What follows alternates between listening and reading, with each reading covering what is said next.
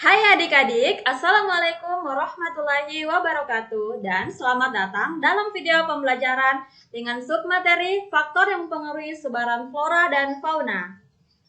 Perkenalkan, nama kakak Ulfa, kakak mahasiswa PLP Pendidikan Geografi Universitas Tadulako. Nah, dalam video kali ini kita akan belajar bersama mengenai faktor yang mempengaruhi sebaran flora dan fauna. Adalah tujuan pembelajaran kita dalam video kali ini.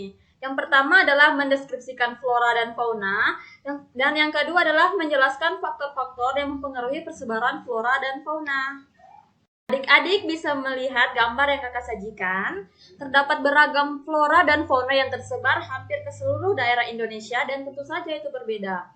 Nah, mengapa demikian? Itu disebabkan oleh faktor-faktor yang akan kita bahas dalam video kali ini. Sebelum kita membahas faktor yang mempengaruhinya, terlebih dahulu kita mengetahui apa itu flora dan fauna. Nah, flora merupakan keseluruhan kehidupan jenis tumbuh-tumbuhan di suatu habitat atau alam tumbuh-tumbuhan. Sedangkan fauna merupakan keseluruhan kehidupan jenis hewan di suatu habitat atau alam hewan. Yaitu faktor iklim. Kondisi iklim merupakan salah satu faktor dominan yang mempengaruhi pola persebaran flora dan fauna.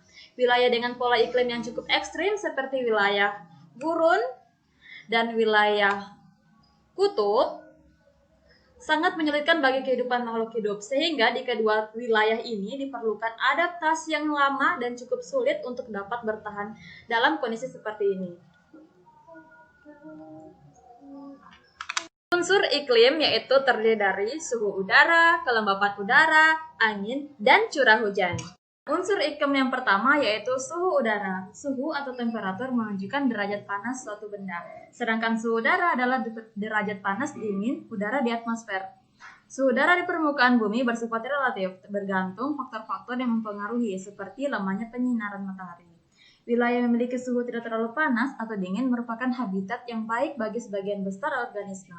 Khusus dalam dunia tumbuhan, kondisi suhu udara adalah salah satu faktor pengendali persebaran vegetasi sesuai dengan posisi lintang dan kondisi topografinya. Udara. Kelembapan udara adalah kandungan total uap air di udara yang dipengaruhi oleh suhu udara. Kelembapan yang tinggi akan membantu ketersediaan air. Kelembapan berpengaruh besar pada transpirasi dan distribusi atau persebaran geografis tumbuhan. Tumbuhan dengan kehidupan air yang tinggi tumbuh di tempat yang lembab dan sebaliknya. Begitu pula dengan distribusi atau persebaran hewan, juga bergantung pada kelembapan udara.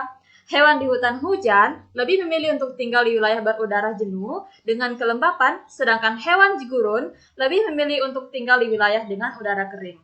Angin adalah udara yang bergerak.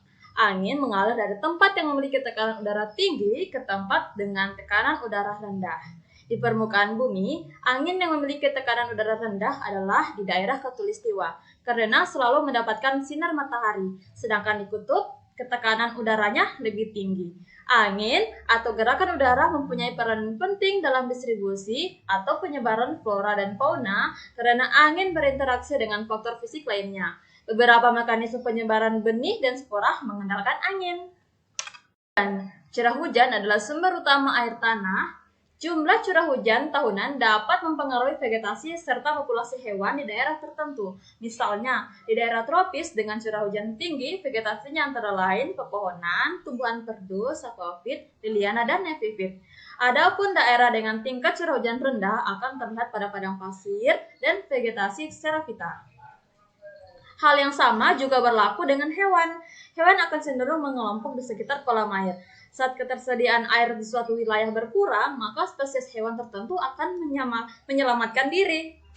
Nah, yang selanjutnya adalah faktor edafik. Faktor edafik merupakan faktor yang berpengaruh terhadap tekstur, struktur, dan keasaman tanah pada wilayah tertentu.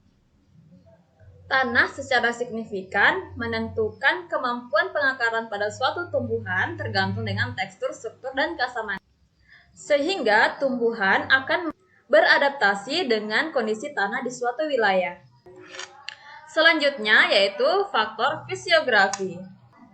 Faktor ini berkaitan dengan tinggi rendahnya permukaan tanah. Flora akan menyesuaikan diri sehingga terdapat perbedaan flora berdasarkan ketinggian tempat suatu lereng. Selanjutnya yaitu faktor biotik. Faktor biotik meliputi hewan, manusia, dan tumbuhan. Dalam faktor biotik ini yang paling berperan yaitu manusia. Manusia dengan segala daya upaya serta akal dan pikirannya mampu membantu menyebarluaskan flora dan fauna. Misalkan tumbuhan kopi dan tumbuhan palem yang ada di belahan bumi lain dapat dibawa ke suatu tempat kemudian dikembangbiakan. Begitupun dengan contohnya hewan atau tumbuhan lain.